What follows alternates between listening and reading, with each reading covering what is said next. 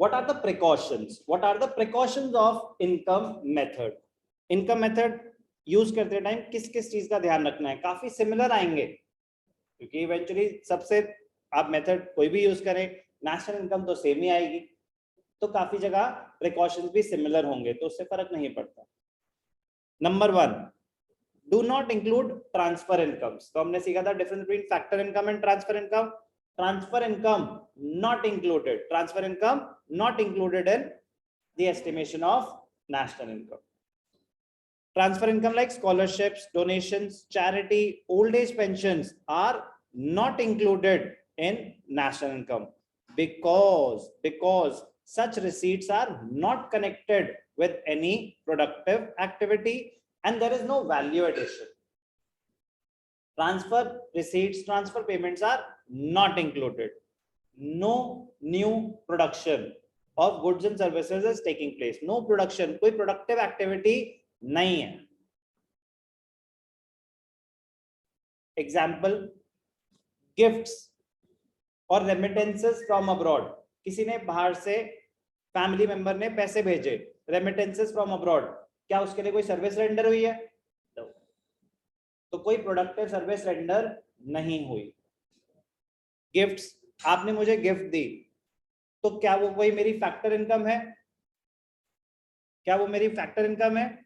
No. लेकिन आपने मुझे फीस दी, क्या वो मेरी फैक्टर इनकम है? उसके लिए मैंने सर्विस रेंडर करी है। गिफ्ट के लिए कोई सर्विस रेंडर नहीं करी। चाहे आपने मुझे मॉनेटरी गिफ्ट दी, होता ना, सर हमारी तरफ से 5100 रुपए आपके बर्थडे पे, तो गिफ्ट है वो, बट क्या वो फैक्टर पेमेंट है?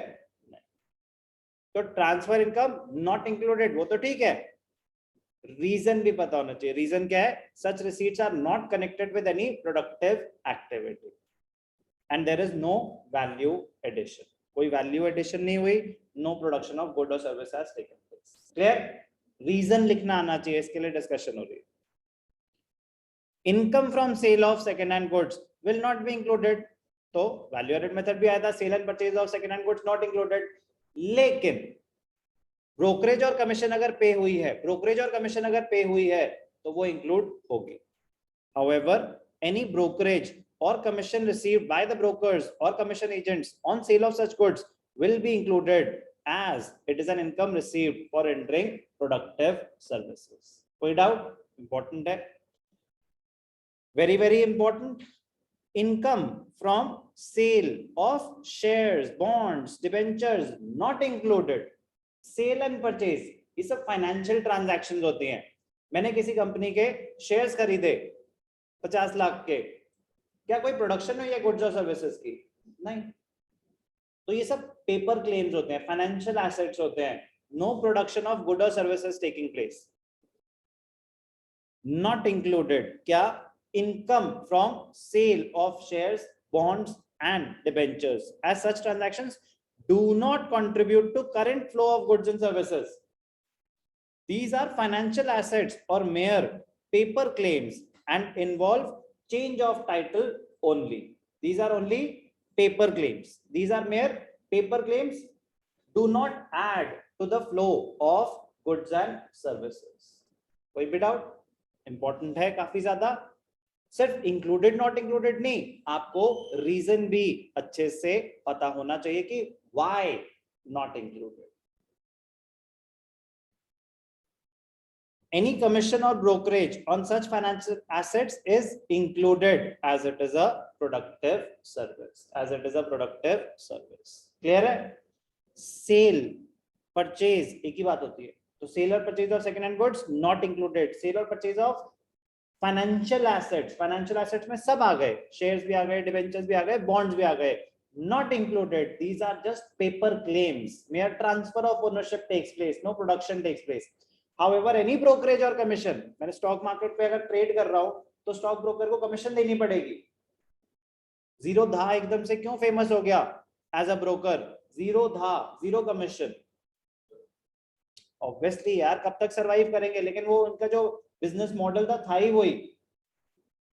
तो लेकिन अगर आप कोई ब्रोकरेज और कमीशन दे रहे हो तो वो इंक्लूड होती है नेशनल इनकम में। सेल एंड परचेज वैल्यू नहीं, क्योंकि वो एक सर्विस रेंडर हो रही। Always avoid capital gains. Capital gain का मतलब क्या होता है? Capital gain, gain on sale of assets. आपकी कोई लैंड थी, प्रॉपर्टी थी, आपने 1 करोड़ की खरीदी, 1 करोड़ 20 लाख की बेच दी, तो जो 20 लाख है वो आपका कैपिटल गेन है। क्या है वो आपका? कैपिटल गेन है। क्या आप कोई दुकान है आपकी, कोई गुड्स एंड सर्विसेज है? नो। कैपिटल गेन इन्वेस्टमेंट्स और एसेट्स की बात होती है। किसकी बात होती है? एसेट्स और इन्वेस्टमेंट्स। आपने कोई एसेट्स बेचे, इन्वेस्टमेंट्स बेची, उस पे जो प्रॉफिट हुआ उसको कैपिटल गेन बोला जाता है। क्या बोला जाता है? Capital gain. 1 करोड़ की लैंड खरीदी थी, 1 करोड़ 20 लाख में बेच दी, क्या कोई न्यू प्रोडक्शन ऑफ गुड और सर्विस हुई है? हुई है? नहीं। तो जो 20 लाख का कैपिटल गेन है वो भी not included while estimating national income. But अगर ब्रोकरेज दी गई है, कमीशन दी गई है, वो तो हमेशा आएगा ही आएगा। इसका मतलब ये नहीं होता कि उस पर टैक्स नहीं लगेगा। गवर्नमेंट टैक्स लेगी, उसके लिए सेपरेट हेड होता है capital gain tax, but national income estimation में not included. Reason? No production of good और सर्विस हैज टेकन प्लेस। बार बार बोलूंगा, रीजन पता होना चाहिए।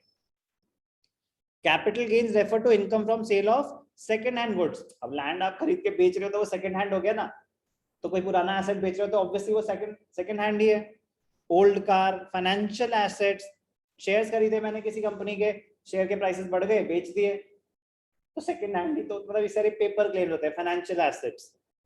Any income arising from such transactions is not a factor income, as these transactions are not productive transactions and do not add to the current flow of goods and services in the economy. Clear? Very very important. Windfall gains, आपकी कोई lottery लग गई, आपने कोई काम थोड़ी ना करा है उसके लिए, तो windfall gains like income from lottery, horse race, they are not included as there is no productive activity connected with them, but these are also taxable.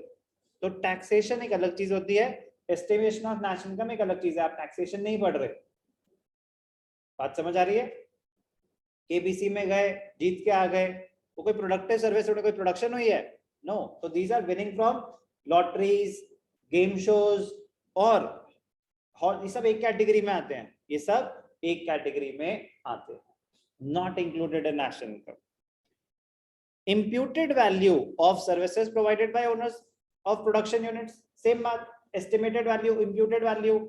कह रहा अगर आपके अपनी लैंड है, अपने प्रॉपर्टी है, तो वो फैक्टर सर्विस तो रेंडर कर ही रही है, लेकिन आप किसी को रेंट पे नहीं कर रहे, अरे लेकिन फैक्टर सर्विस तो रेंडर हुई है, तो आएगा। imputed value of owner occupied houses, interest on own capital, मैंने अपने ही पैसे डाले हुए हैं, तो क्या मुझे किसी को इंटरेस्ट देना है? लेकिन कैपिटल तो फैक्टर ऑफ प्रोडक्शन है, तो interest on own capital, production for self consumption will be included as these are productive services and add to the flow of goods and services. तो ये keywords हैं, कोई चीज included because it adds to the production, it adds to the flow of goods and services. Not included because it does not lead to any production, does not add to the flow of goods and services. तो ये keywords use करेंगे, quality of answer enhance होगा। Sir ये तो मैं identify कर लेता हूँ कि इंक्लूडेड है या नॉट इंक्लूडेड है, बट रीजन नहीं पता बस मुझे, तो बस 0 ही मिलेगा आपको। बात समझ आ रही है? तो रीजन पता होना ही तो मेन चीज है, तो लॉजिक के साथ आप आंसर देंगे प्लीज।